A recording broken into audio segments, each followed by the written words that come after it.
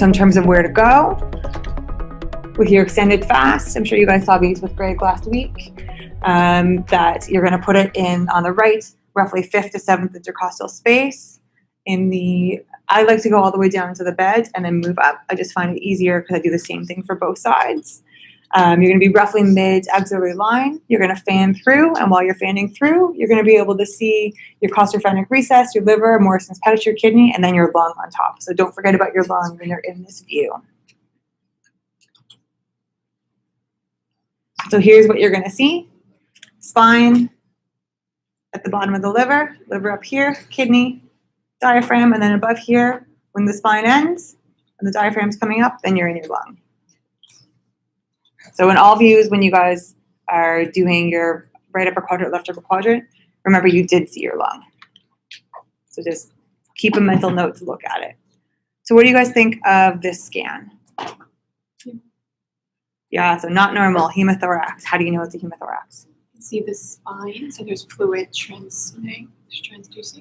Yeah, absolutely. So normally you don't see the spine coming past the diaphragm because there's air, and the air is dispersing the ultrasound beams. But here, because there's fluid in there and the lungs pushed over, we're able to see the spine moving up. So if you see that spine sign, you see that spine continuing from the abdomen up, then you have a hemothorax, or at least you have fluid in the chest.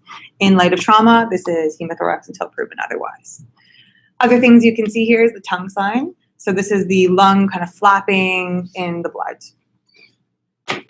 So in terms of hemothorax, supine chest x-rays can miss up to 1 liter of blood, and ultrasounds can detect smaller amounts, so roughly more than 20 cc's. The sensitivity for supine ultrasound and supine chest x-ray are similar, so it is possible for your ultrasound to miss hemothorax. So use your full clinical picture, still get your chest x-ray. If you don't see it and you really think they are clinically hemothorax, it's possible.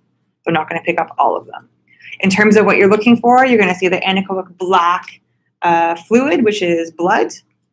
You can also have loss of the artifact of the lung scattering so that you can actually see down. The spine sign that we talked about. The limitations, if they're really small, you could miss them. If there's subcutaneous emphysema, again, you might misinterpret that as lung instead of actually being fluid there. The liver is 2 eyes and 1 and a smiley face. Yeah. You're right. Very happy liver. So here is a really subtle spine sign. This is not a trauma case, but I think it's just a good picture just to show that sometimes it's very challenging to see. Oh, please loop. So you can see at the very end, just this tiny little sliver comes up. So if you weren't paying attention, you weren't looking above the diaphragm, you might miss that. So left upper quadrant, similar type things. The right upper quadrant, you're going to be roughly at the 9th to 10th intercostal space, fingers all the way down to the bed. Probe marker to the head, and you're going to fan through, looking at your costophrenic recess, looking at the caudal tip of the spleen and the splenorenal recess. And while you're there, you're going to rock up and look at your lung.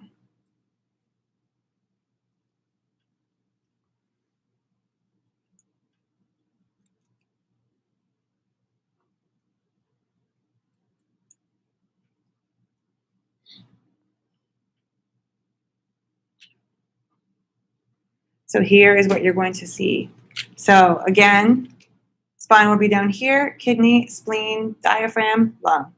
And so in this one, the spine is not extending, so we know this is a negative hemothorax. This is just a tip and trick. So what do you guys think of this scan? Can you see what you want to see? Does it look normal?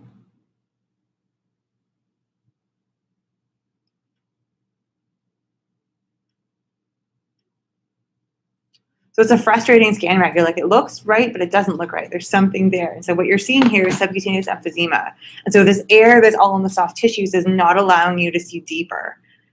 And that's why you're having a hard time seeing. So yes, ultrasound is helpful, but there are times when you're going to be limited by its use. So this is one of them. This was a child that had a right chest trauma and had a tracheobronchial rupture. So overall, we talked about using POCUS in terms of trauma and from your airway standpoint and your chest standpoint. And so I would advocate for using this in your primary survey.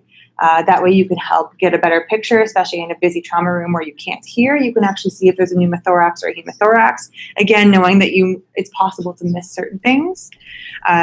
Trauma, airway, and chest scans can identify pathology and thus can change management, and this can be done faster, like we've shown for pneumothorax. You can know it's there sooner than chest x-ray. You can also know the esophageal intubation is there sooner versus x-ray. So think of your trauma pathology from the lung and the airway standpoint, so esophageal intubations, pneumothorax, pulmonary contusions, and hemothorax.